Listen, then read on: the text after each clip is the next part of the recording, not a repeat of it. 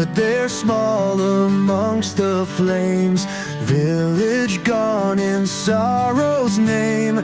Tears reflected in the sky, shattered dreams and whispers die.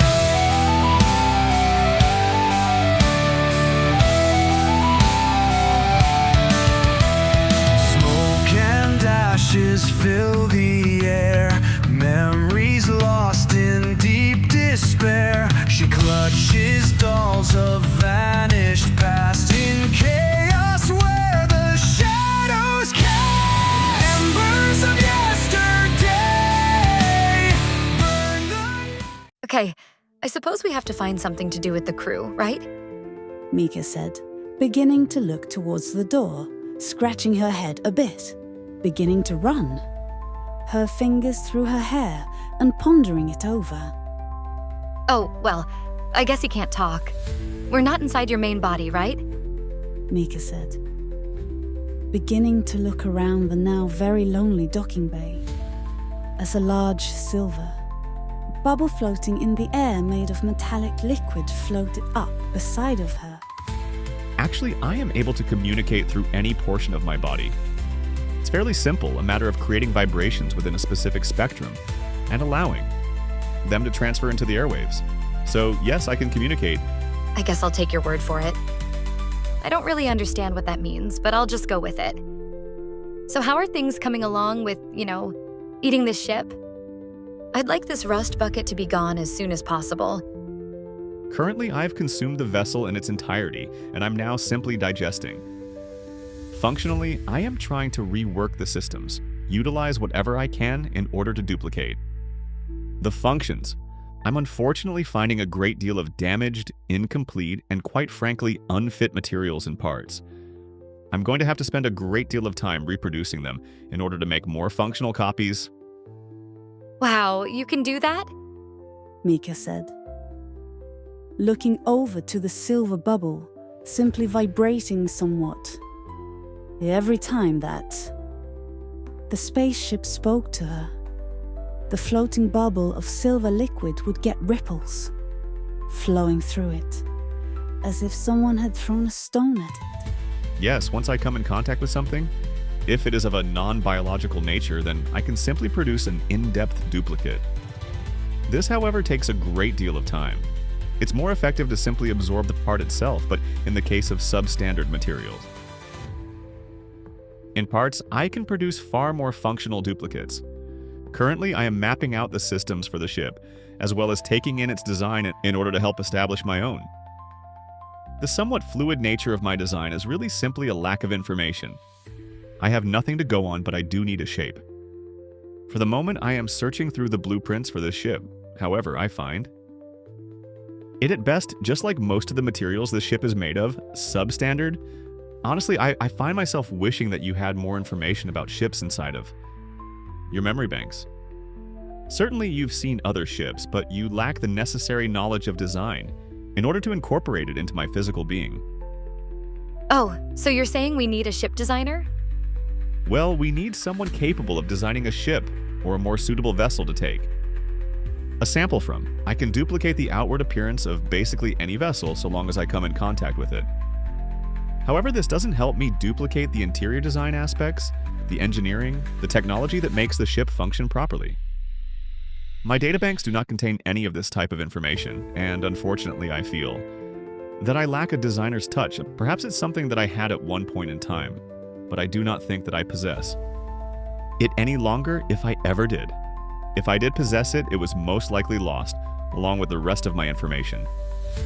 Wow, so you're just really lacking a bunch of your memory, aren't you? Yes, nearly all of it. According to my internal database, I lost nearly 73% of my overall data, so quite frankly, I'm really only a quarter of who I used to be, but for whatever reason, I feel comfortable with who I am now. But as far as dealing with the crew goes, I've already adjusted and taken in the life support systems for the ship, so I'm now able to produce life support anywhere I wish, creating ventilation shafts and things of that nature at will. The basic design schematics within the ship's database has given me all the information. I need to produce simple things like this. However, once again, I still don't like this form. It's far too boxy. I don't know why, but I feel like I should be sleeker, stronger, in a sense, more apt for combat. I don't know why I feel that way about it. I suppose it's part of my nature. I'm uncertain of how to explain it other than that. The floating bubble announced. Okay, well, I guess we should start dealing with the crew. For now, I'll go back up to, I guess we'll call it the bridge. Poor bridge, not the stupid thing's bridge. Honestly, I want to see as little of this vessel as possible. Can you get all of the people on board the ship in here to the docking bay and confiscate all of their weaponry and things like that? It would also be a good idea to move some food supplies in here. Can you do that? I mean, you don't really have, a body. I suppose it might be something I have to do. No, I'm completely capable of moving objects, and I do have a physical body. You're just standing inside of it. Some small bits of design information were left behind in my program, which is how I am. Able to manipulate this liquid, which is comprised of my nanite primary construct material. Essentially, the nanites that my body is composed of are made of a mixture of different alloys. I am able to exchange charges between these alloys and thus produce magnetic fields that allow the liquid to move of whatever accord I wish. I can make it float or latch onto things. It's a very simple task. Really a matter of manipulating form and my magnetic wavelengths. However, these tedious small tasks are somewhat troubling. Troubling? Mika replied. What do you mean troubling? Well, quite simply, I seem to have, a processing limit. It seems there is a limit to the amount of data I am capable of processing, at least, in the state that I am in. It's possible that it can be increased given the appropriate technological absorptions. Or different elements. However, currently, the menial tasks of speaking and moving the liquid about are quite taxing. In fact, simply having this conversation with you is slowing my progress on other things.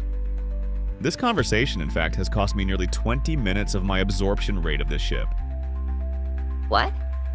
You're telling me us talking has slowed you down that much? Yes, apparently the complexities of communication, information, interpretation, and all of those. Complicated aspects are taking up a great deal of my processing capabilities, so it's slowing things down. Okay, so I suppose we should cut this conversation short. Can you give me a doorway or something back up to your bridge? Yes, most certainly. The silver ball uttered as it vibrated a bit more, and Mika looked to the side to see. The silver wall changing again, now forming what appeared to be a stairway. Simply follow the passage and you will end up back in the bridge, or at least what you are. Calling the bridge for the time being. I have taken into account your biological necessities and begun to outfit the room with necessary things such as a bed, shower and quarters, and bathroom. I have produced reproductions rather than use the equipment from the ship. Because based on what I have absorbed thus far, what is on board the ship is substandard. In all categories, quite frankly, the amount of bacteria in the bathrooms is disgusting. I'm ejecting it out into space as fast as I can, but there always seems to be more of it. You are a godsend. I always thought this thing was disgusting too, but I really didn't have a choice about it. Mika replied. You know what, Ship? I think me and you are going to be good friends, especially if you keep giving me really cool stuff. But for now, I think I definitely need to go take a nap. Today has just been a very long day. As you wish, The floating orb replied. I shall wake you when my reconstruction and absorption is complete. I'm also going about absorbing the rest of the databanks for the ship. Once I am done, we can set a destination. Well, there's no need to wake me for that. Mika replied, as she began to walk towards the tunnel, leading up to her new quarters. Once you absorb the databanks, you should have a map of the region. It is in there after all. Once you get done with that, you can set our destination for a planet called Barafi. It's out of the way.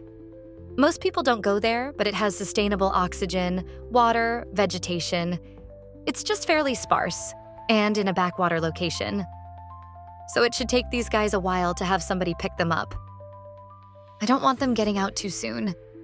And after that, I already have our next destination planned. You do? The floating orb replied. Of course I do. I just became captain of a ship. So no captain is really complete without a crew. So I need to go pick one up. There are lots of different options for picking up a crew in this sector. However, most of them are Well, terrible ones. Terrible planets filled with terrible criminal people. Just want to run around robbing and stealing everything. There's only really one planet that I'd trust to pick anyone up from. That's anywhere near here. So our next stop after we drop these guys off, it's going to be Toliala. Toliala? What is that planet like? Well, Toliala is known as the Planet of Dreams. It's really the only honest planet around here. It's a very long trip to the next planet where you could actually trust anyone. Everyone on Toliala has, well, basically the same ambition. All of them want to travel the stars. That's the reason that people go to Toliala. Most of them, from the time that they're children, hitch rides on the first transport they can, bound for Toliala. There's people spend their entire lives training as engineers, pilots, and every other type of facet that you can possibly think of to be on a ship. It's all anyone there wants to do. A planet of people who have no other ambition but to sail the stars. If we can't find a crew on Toliala, then we can't find one anywhere. Mika said, as she waved goodbye to the floating orb and made her way up the stairs.